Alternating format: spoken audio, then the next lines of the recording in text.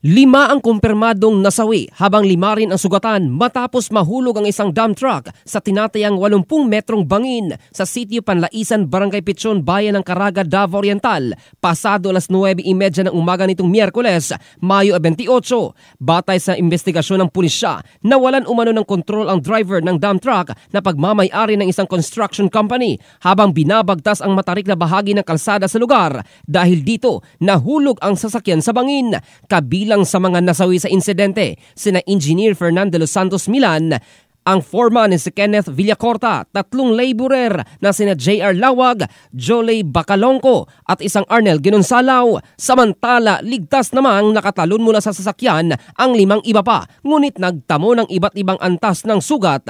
Kinilala ang mga biktima na sina Brazil, 20 anyos, Brent Marvin, 22, Brandon, 27, Mario, 55 at ang kanilang driver na si Reformado Claros. Lahat ng sugatan ay residente ng Mandug, Davao City at agad na isinugod sa pinakamalapit na pagamutan para sa medical na atensyon. Patuloy ang isinasagawang investigasyon ng mga otoridad upang matukoy ang tunay na sanhi ng aksidente. Tinitingnan rin ang posibilidad na mechanical failure bilang isa sa mga dahilan ng nasabing insidente.